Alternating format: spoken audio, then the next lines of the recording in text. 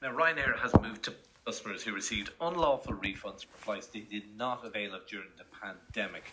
They banned them from flying unless they settled their outstanding debt. Aviation expert Eoghan Corry. Eoghan, what's going on here? What exactly are we talking about here?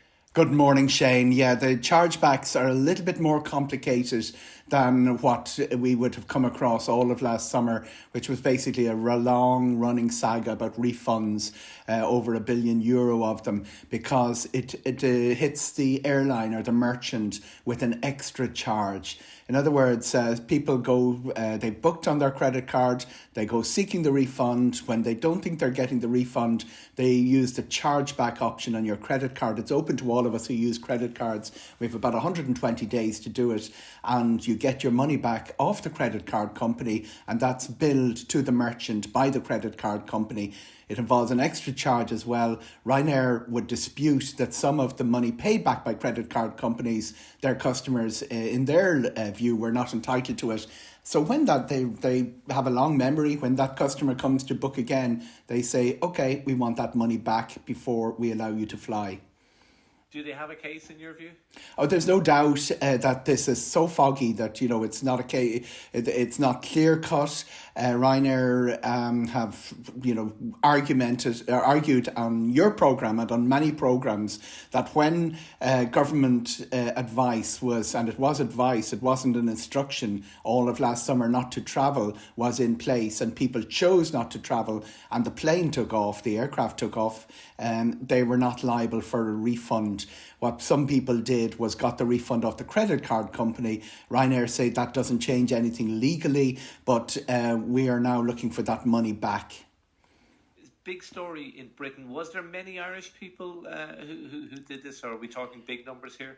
Yeah, the story is interesting in itself. Marcus Herbert is doing great work with Money Saving Expert, the website and the news site, and they contacted 3 people who had booked through one of the credit card companies, American Express, and each of them had experienced this.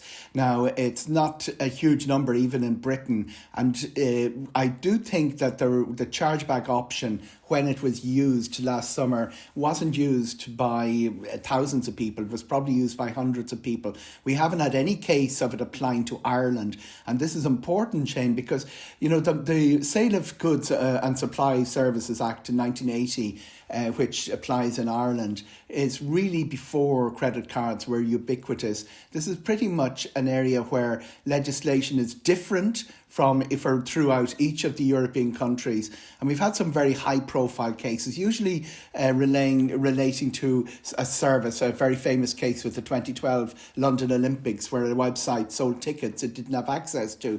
But the eventualities that we saw last summer have no real basis in law, and we saw a very high-profile criticism of Ryanair and British Airways by the consumer bodies in Britain, but they decided not to pursue it because it would be so costly, time-consuming, and the law is so grey around this.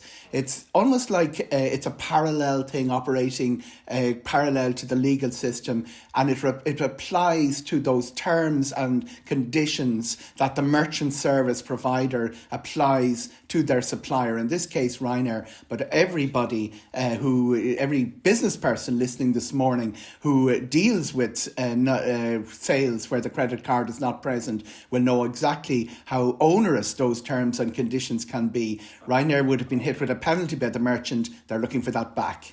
All right, complex story. Thanks for shedding. Always a pleasure, Shane. Shining some light on it, I should say. Aviation expert Eoghan Corry.